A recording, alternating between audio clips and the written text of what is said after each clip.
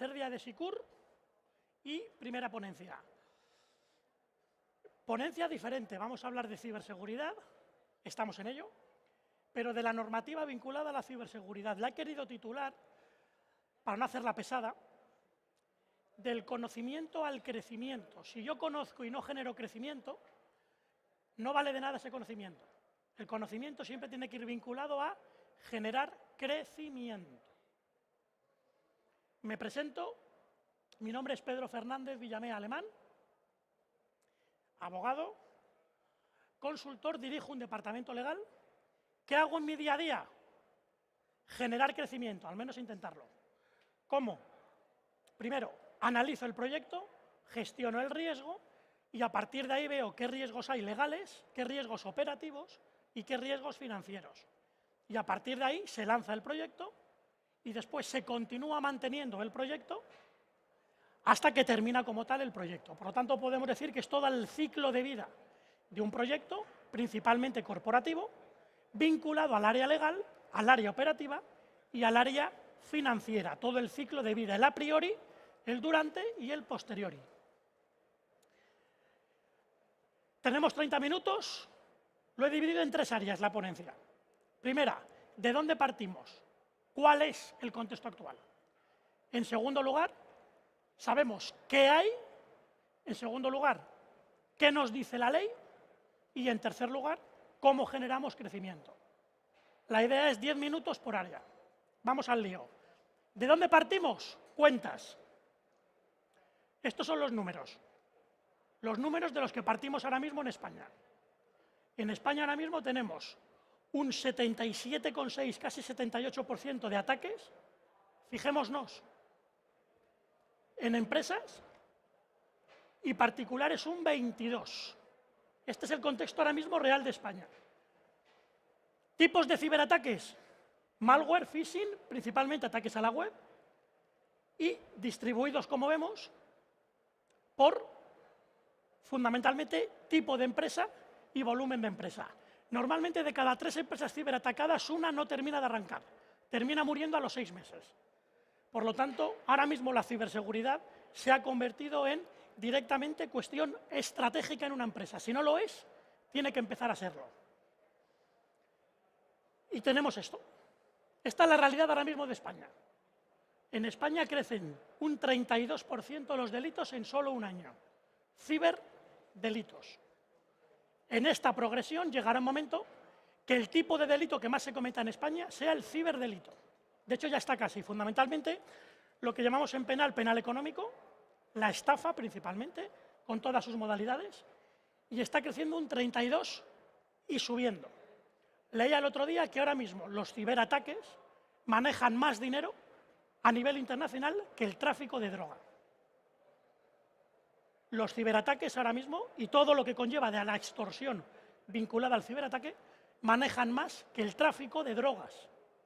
Recordemos las 3 áreas, los 3 tráficos que más mueven en el mundo: tráfico de drogas, tráfico de armas y tráfico de personas. Incluyamos un cuarto: tráfico de datos. Y eso ahora mismo mueve más que el de drogas. 18 minutos. Y te han podido hackear. Ese es el contexto real que tenemos ahora mismo. Por lo tanto, la ciberseguridad es una cuestión estratégica, debe serla. Debe serla porque, señores, asumamos una realidad. Para ser fuertes hay que asumir que eres vulnerable y ahora mismo somos muy vulnerables. Esta es la realidad ahora mismo en España de percepción de la ciberseguridad. Volvemos a las cuentas. Esto es lo que realmente en el sistema educativo preocupa, cuánto ocupa en la política gubernamental, motivación pública. Veamos que queda mucho por hacer. ¿En qué se ha traducido contexto práctico el año pasado? España tiene 21 carteras ministeriales. De las 21, 15 más trabajo no tenían superado el certificado básico que exige el Centro Nacional de Inteligencia. 21 carteras ministeriales, 16 no lo tenían. A día de hoy, creo que siguen sin tenerlo 12, más de la mitad. Esas son las 21 carteras ministeriales. ¿Nos preocupa quizá nos preocupa, pero parece que no nos ocupa o nos ocupa poco. Esto sí es preocupante. De hecho, el SEPE sigue todavía parcialmente dañado. Hay gente que está cobrando tarde, mal, con DNIs todavía equivocados, y en marzo hace un año del ciberataque. Esa es la realidad de un ministerio en España. Esa es la realidad. A nivel internacional, esto preocupa a nivel internacional. Fijémonos a qué grado llega que OTAN se plantea entender el ciberataque como conflicto armado, vinculado aquí al artículo 5, lo vemos ahora, del Tratado de la OTAN. ¿Qué se entiende por conflicto armado? Lo estamos viendo ahora en Rusia, podríamos decir ese enfrentamiento, bueno, podríamos decir de fuerzas, físico, vinculado a una trinchera y fundamentalmente a un territorio. ¿Podría incluirse un ciberataque en donde no hay un enfrentamiento físico, ni tampoco un territorio como tal, físico, un ciberataque, un conflicto armado?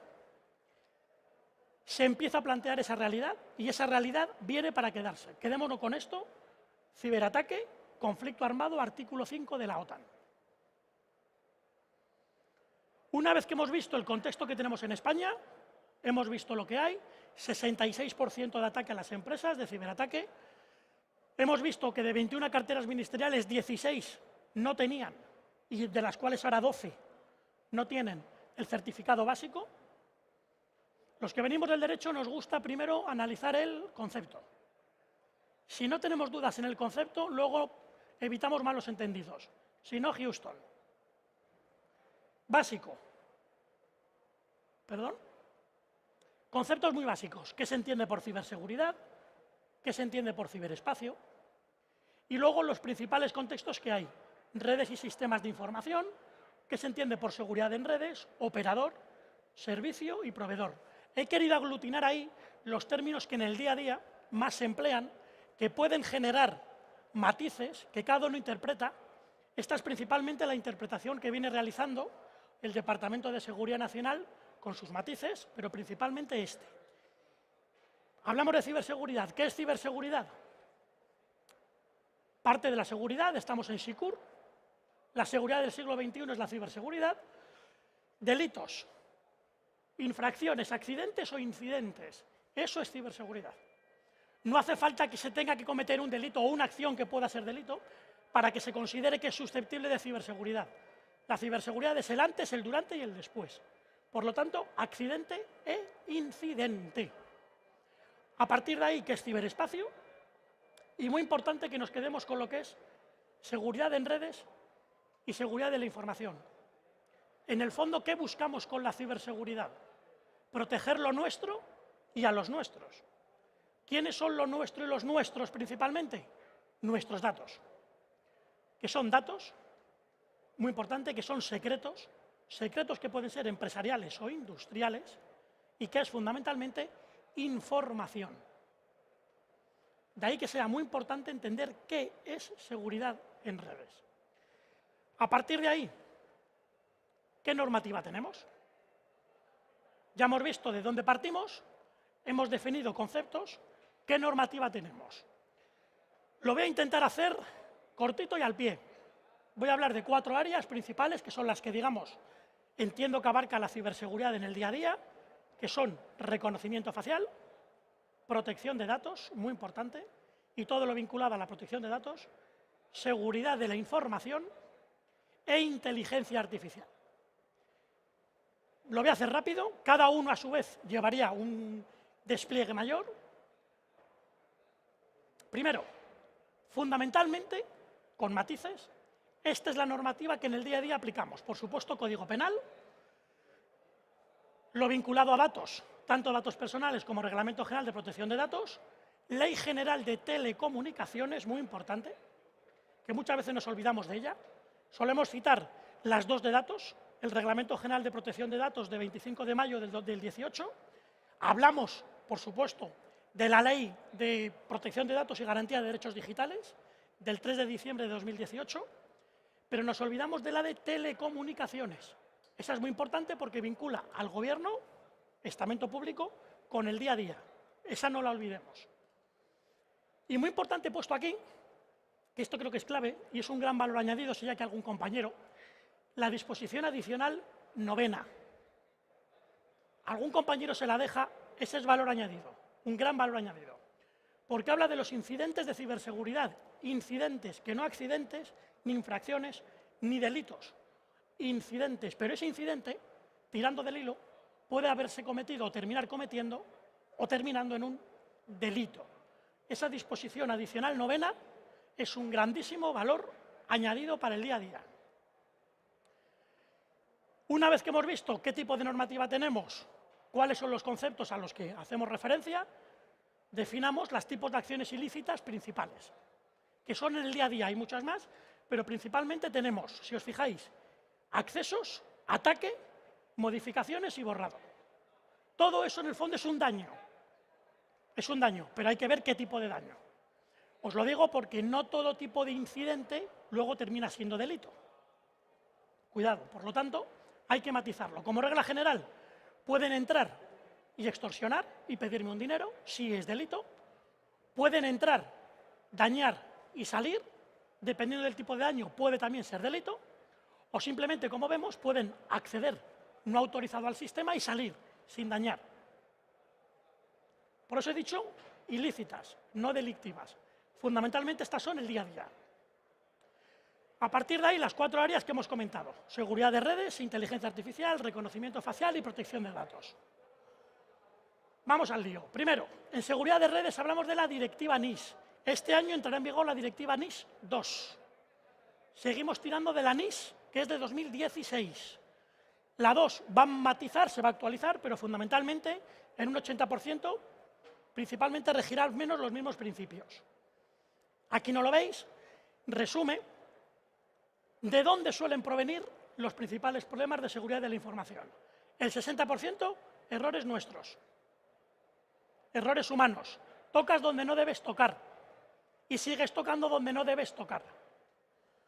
Me preguntaban el otro día, no hay jurisprudencia todavía, un error humano vencible que genera una, digamos, concatenación de errores o de daños, pudiera ser susceptible, ojo, de despido procedente laboral.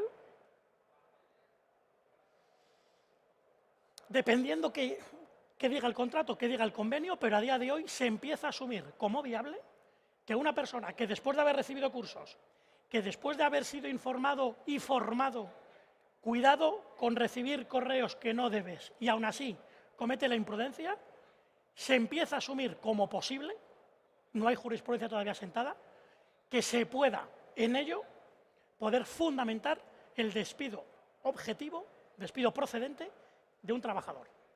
Por lo tanto, no es ninguna broma. Principalmente la directiva,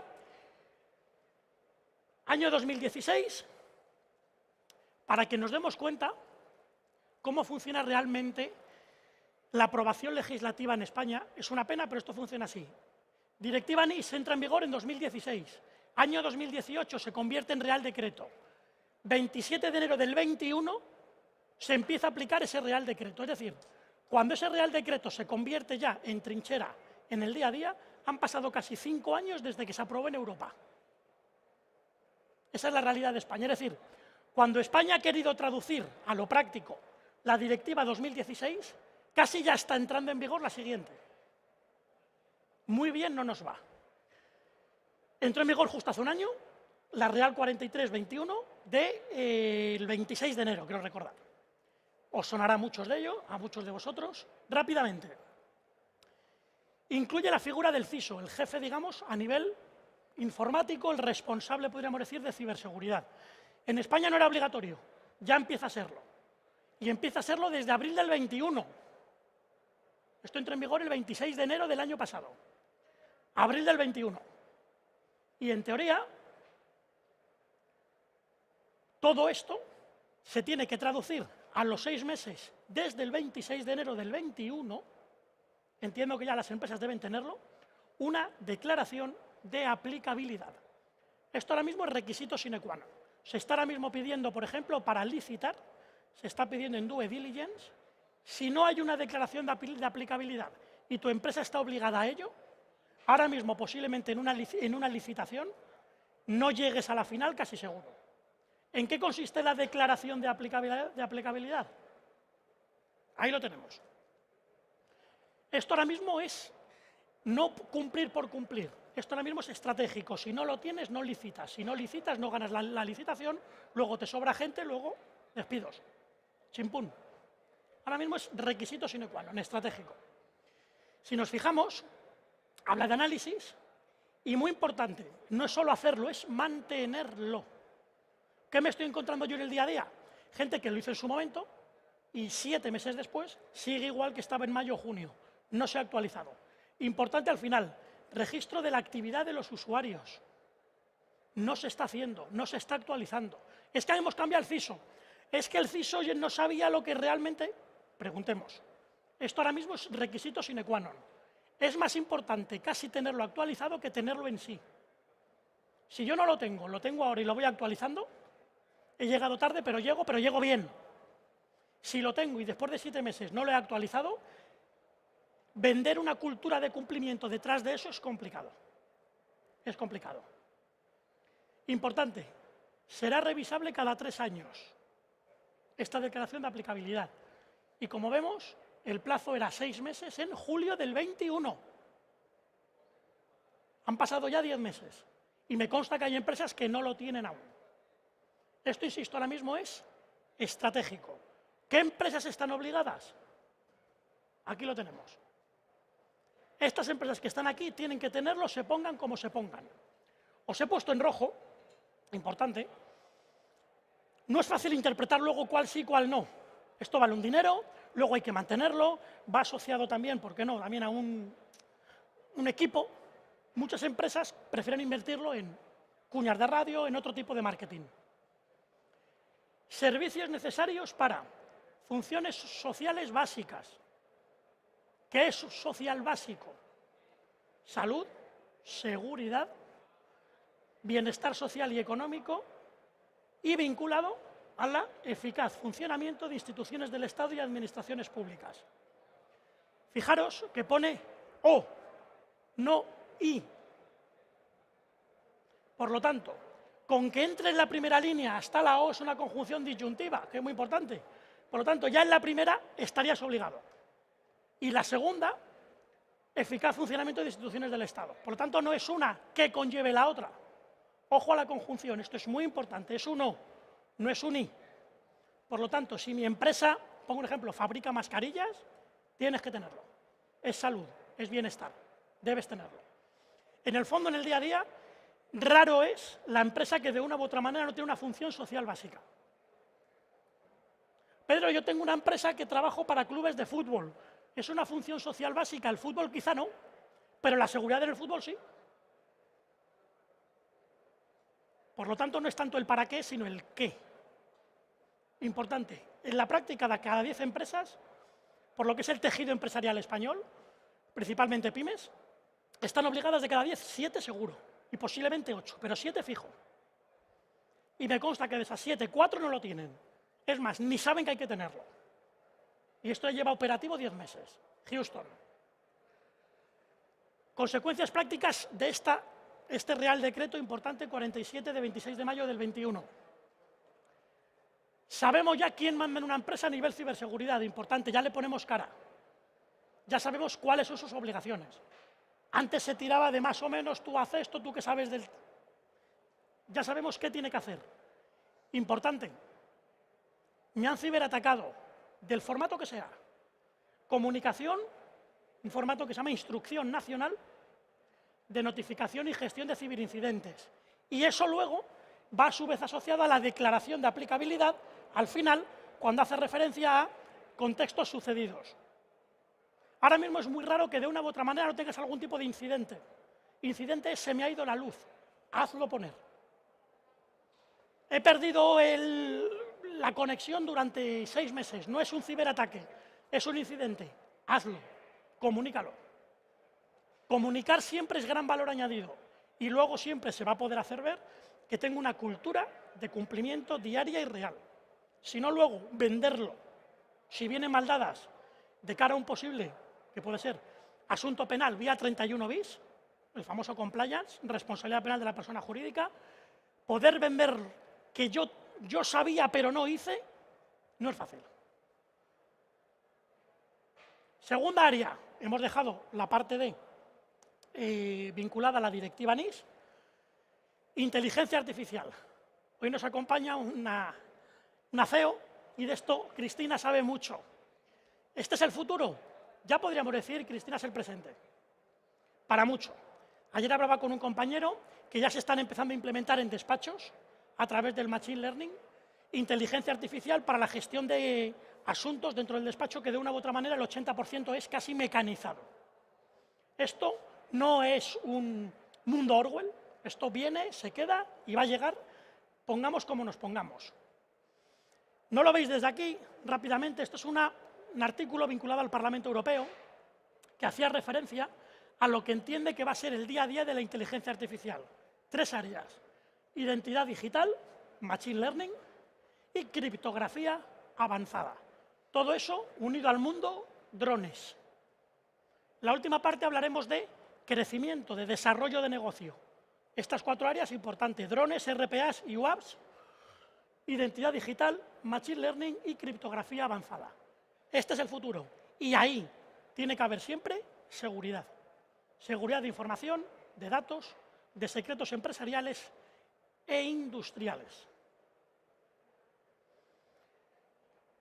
Nos gusta mucho la inteligencia artificial, pero no todo vale en la vida.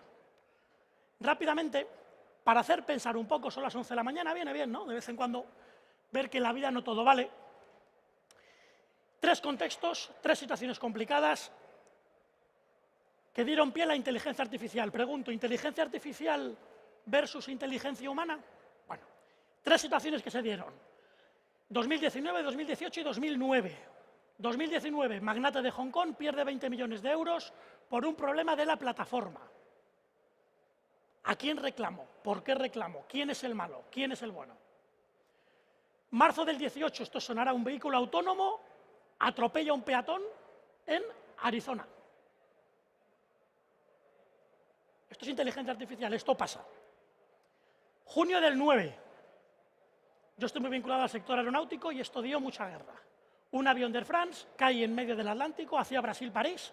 Cuando cae, se analiza la caja negra y se ve que hay una especie que diríamos en derecho compensación de culpas, pero principalmente el error fue del piloto automático. ¿Cuál fue? Que el piloto automático no permitía, inutilizaba la destreza humana para en ese momento salir del contexto. No se lo permitía. Y cayó. ¿Cómo creéis que se resolvieron estos casos? Quedaros en la memoria con ellos. Y terminaron así. Plataforma de inversión, Hong Kong, magnate. Denuncia al hombre que le vendió la herramienta. ¿El malo es el que le vende la herramienta? O a lo mejor la herramienta era buena y lo que falló fue la conexión. ¿Ha habido una buena forensic? Eso se cerró así. Para mí mal cerrado. Segundo lugar, vehículo autónomo. Uber está exento de responsabilidad. ¿Por qué? Porque es Uber. Tachán, tachán. Mientras que el conductor se lleva todo. Así funciona en Arizona. A mi modo de ver, hay una cadena de culpabilidad erróneo matizable. El famoso caso del avión. Al final fue muy mediático y poco menos que al final quienes pringaron fueron los pilotos. Cuando los pilotos, me consta, si el sistema les hubiera dejado hacer, hubieran rescatado el avión, hubieran aterrizado al menos de panza y no hubieran muerto 200 y pico personas. Eso también son los riesgos que tiene la inteligencia artificial. Cristina, perdóname, lo pongo todo en contexto, ¿de acuerdo? Además de eso, tiene cosas maravillosas, que son, como regla general, lo normal. Y hago unas preguntas. Habrá aquí también compañeros del ámbito legal, para que veamos que no todo es fabricar y no todo es generar dinero. ¿Puede la artificial sustituir al humano? 1. 2. El concepto de culpa y culpabilidad, muy importante. Muy importante. Cuando el fallo es de un algoritmo, ¿imputo al algoritmo? ¿Imputo al ingeniero que ha hecho el algoritmo? No imputo a nadie, imputo a la empresa en general y que se pongan en fila y voy diciendo este sí, este no. Importante, ¿se puede hablar de cooperación necesaria, complicidad, comisión por omisión o simplemente caso fortuito respecto a la empresa fabricante? Es un tema, ¿eh? y no es nada fácil. Ahora mismo no hay jurisprudencia. Respecto al famoso caso fortuito, en materia de inteligencia artificial, ¿es siempre el 100% caso fortuito en materia de inteligencia artificial? ¿Cómo hacemos la trazabilidad de la culpabilidad? ¿Puede existir culpa derivada de la comisión por omisión? Es el artículo 10 del Código Penal. Yo, teniendo esa obligación de garante, no ejecuto lo que tengo que hacer y por dejar de hacer mi obligación, sucede algo que lo podría haber evitado. ¿Cómo se regula ahora mismo la inteligencia artificial? Muy rápido. 4 niveles lo incluye ahora mismo Europa. Riesgo bajo, digamos que es en gran medida el día a día. Y fundamentalmente, como vemos, es un riesgo casi nulo, no afecta a derechos fundamentales, es aplicable. Se empieza a complicar la cosa. Riesgo limitado. Hay que empezar a matizar. Ya no solo es el qué, sino el para qué quiere esa inteligencia artificial. Ya vemos que son sistemas que interactúan con personas, ya no todo vale, y ya Europa quiere matices. Dime qué es y para qué. Y ya hablaríamos del tratamiento de datos. Bien, famoso artículo 13 del Reglamento General de Protección de Datos. Se sigue complicando la cosa. Alto riesgo. Como regla general, eso ya va a ser un no. No va a estar permitido. Hay una colisión con derechos fundamentales prácticamente inevitable. En este área entraría el sistema de identificación biométrica remoto. Hablaremos a continuación de ello. Un tema que está dando guerra. Lo vamos a ver concretamente aquí mismo en España, la semana pasada, la polémica interpretativa que hay entre la Agencia Española de Protección de Datos y la Agencia Española de Protección de Datos catalana respecto al control biométrico laboral en los accesos a las oficinas. Vamos a ver cómo lo interpreta la Agencia Española de Protección de Datos a nivel general y cómo lo interpreta Cataluña. Esto de la semana pasada. Y el último riesgo, es ya olvídate. Riesgo inadmisible. Olvídate. Y esto en la práctica, en el día a día, linda con el tema del reconocimiento facial, tal como se interpreta ahora mismo. Si vas a China, en China como regla general todo vale. Aquí como regla general priorizamos por los derechos de la persona antes que por el concepto de seguridad pública.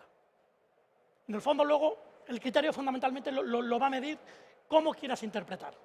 En España ahora mismo y en general en Europa se prioriza por el, entre comillas, humanismo, derecho de la persona, antes que por el derecho de la industria o en este caso la seguridad pública. Y hablamos de crecimiento. Estas son las cuentas. Lo que se prevé que se va a invertir en inteligencia artificial. Son varios ceros. Aquí hay varios ceros. Esto, Cristina, lo mismo te suena. Aquí hay muchos ceros. Y lo mismo hasta podría actualizarse. Esta es una realidad. Esto llega y esto va a crecer. Y aquí se requiere una seguridad en todos los aspectos. Ciberseguridad, seguridad legal, seguridad operacional, seguridad de datos. Esto mueve mucho dinero. Pensemos la inversión privada y pública, Unión Europea. Lo he puesto en dólares. Reconocimiento facial. Tercera área. Venimos de hablarlo ahora. Dato biométrico, reconocimiento facial. Unas noticias rápidas.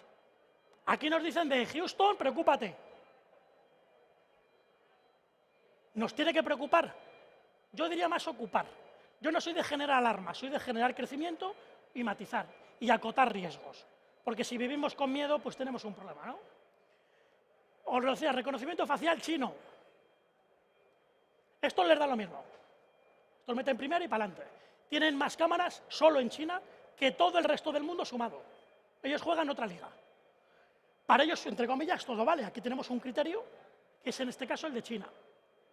Y aquí he querido poner uno en Europa, no lo leéis desde ahí, en Belgrado, un sistema que están implementando desde 2019 con lo que llaman Safe City. Hablamos de las Smart Cities y vinculado a las Smart Cities, las ciudades seguras. ¿Hasta dónde todo vale? Para Belgrado, Serbia, vale más que para nosotros. Hay en torno a 1 millar de cámaras de inteligencia artificial, no videocámaras. Madrid, aquí donde lo vemos, videocámaras tiene 10.000. Y no sumamos la de los semáforos ni la de los bancos. Tiene 10.000, pero captan imágenes, no es reconocimiento facial, no identifican, simplemente toman contacto, no es reconocimiento facial. Serbia tiene 1.000 de reconocimiento facial. Os lo comentaba. Agencia Española de Protección de Datos, Agencia Española de Protección de Datos de Cataluña. El tema es para nota, esto fue la semana pasada. Protección de datos en España dice que el dato biométrico para el control de accesos a las oficinas, como regla general, se permite, lo vemos aquí, siempre y cuando, lo pone aquí, abajo, no sea principalmente para autentificar. Simplemente para decir, esta persona entró tal día, tal hora, como el que entra al gimnasio. Versión de Agencia Española de Protección de Datos. Cataluña, hay que matizar.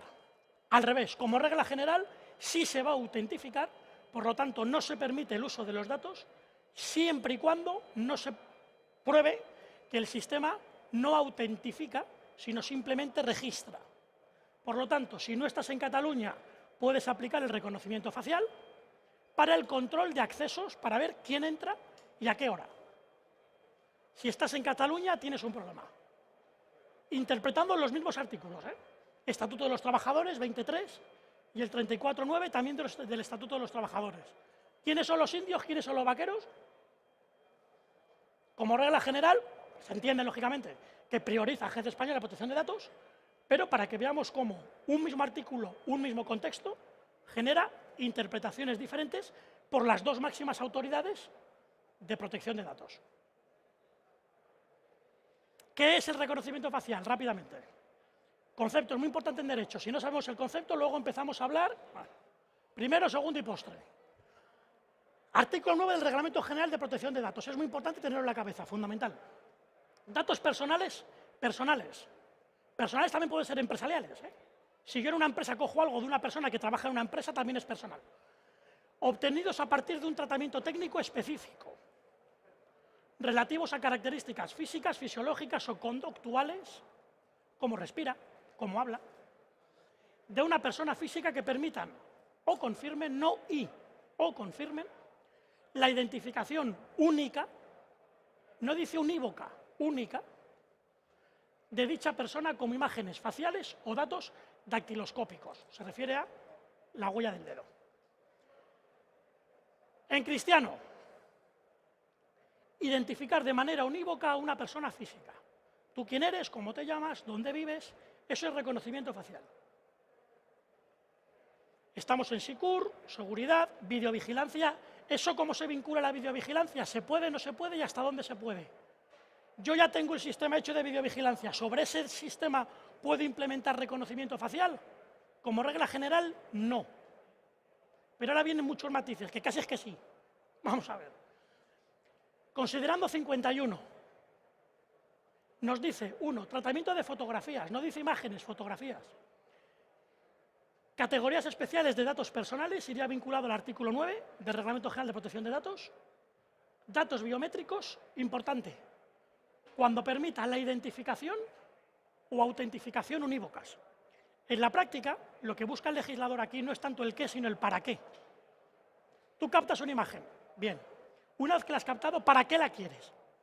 ¿Para identificar o autentificar a una persona unívoca?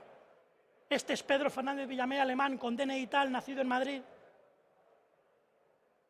Ahí entonces ya es cuando ya roza lo legal, nos movemos ya en lo paralegal. Os lo he resumido. ¿Cuándo sí y cuándo no? En rojo. ¿Se podrían instalar sistemas de vigilancia de reconocimiento facial en sistemas de videovigilancia? Regla general, no. Grande y en rojo. Artículo 9.2. Ahora os he puesto en verde dónde está, digamos, la salida de emergencia. Luego en la práctica, en el día a día, si se justifica bien por ahí, es, digamos, permisible que a uno se lo puedan conceder. 1. Razones de interés público esencial. Medicina preventiva o laboral, razones de interés público en el ámbito de la salud pública. Hasta ahí hemos visto el para qué. Ahora muy importante el cómo. Si eso no está aprobado con una norma con rango de ley, no se puede llevar a cabo. ¿Se puede aprobar vía Real Decreto? Houston, no se puede o no se debe. Luego ya estamos viendo cómo la gente luego ya coge atajos. Regla general, el para qué en verde y el cómo, norma con rango de ley. Real Decreto, no. Ley orgánica, ley ordinaria, sí. Todo lo que no sea, y menos a través de un acuerdo en Consejo de Ministros. Por lo tanto, no es tan fácil, incluso cumpliendo las que están en verde, si eso no te lo avala una norma con rango de ley, en teoría no podría ir. Aquí os dice la Agencia Española de Protección de Datos que hay. 2 minutitos, protección de datos, última área. ¿No lo veis desde aquí? Radiografía de las multas de privacidad.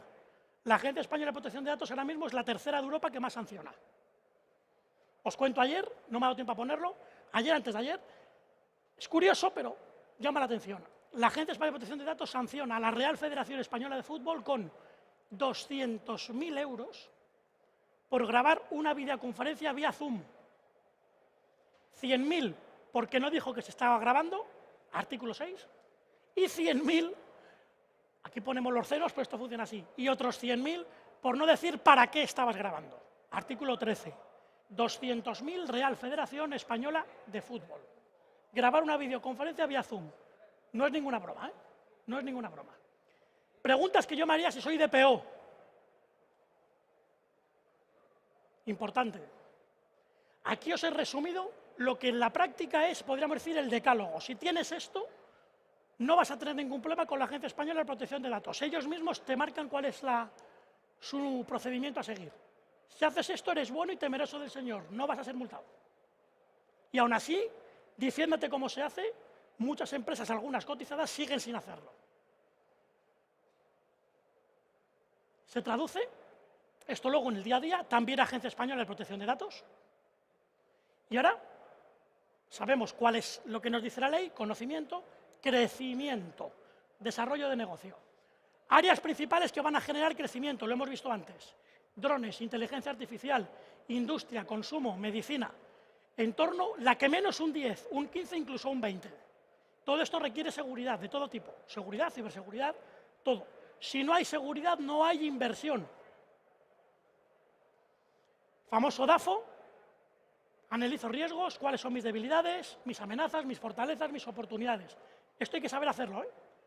Confundimos muchas veces análisis de riesgo con evaluación de impacto, cuidado. ¿Y esto luego cómo se traduce en la práctica? Hay que saber gestionar el riesgo legal de tu empresa. En lo público, en lo privado, cultura de cumplimiento, objetivos, riesgos, programa. Esto es saber hacer bien las cosas.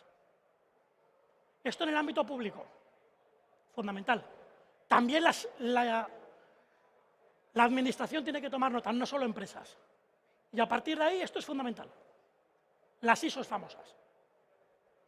Fundamentalmente las series 37 y las series 19.6. Luego ya vemos una va por penal, penal tributario, protección, bueno. ¿Cuáles son ahora mismo fundamentales? La 37.001, blanqueo de capitales, la 37.301, Sistema Integrado de Gestión de Compliance, y hace 2 semanas entró en vigor la 37.000, que es sobre buen gobierno y gobernanza. Y esta ISO que nos olvidamos, gestión de riesgos, pero no corporativos, legales, artículo 5, fundamental.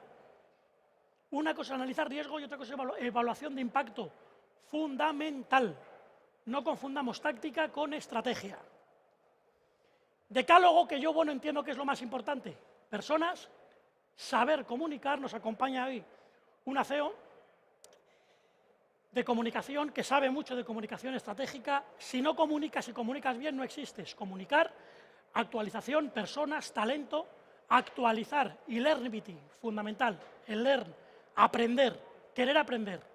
Y muy importante, tomar decisiones en 10 semanas que quieres que tengan vigor para 10 años. No para 10 meses. Importante, táctica y estrategia. Termino. Normalmente uno cae. Tropezar no es malo. Para encariñarse con la piedra, sí, abre los ojos. Y luego mira lo que pasa con la piedra, que crece un árbol en medio y te haces fuerte. Esto también puede pasar. Y luego hablamos fundamentalmente de actitud. Yo juego rugby. la actitud reactiva, la actitud proactiva. Me embarro, voy, empujo. ¿Soy ese o soy el que mira y deja hacer? ¿O el que hace y ejecuta? Proactiva. Pringarse. Señores, aquí termino y quiero terminar con una frase de Teresa de Calcuta que nos dice: enseñarás a volar, pero no volarán tu vuelo; enseñarás a soñar, pero no soñarán tu sueño; enseñarás a vivir, pero no vivirán tu vida.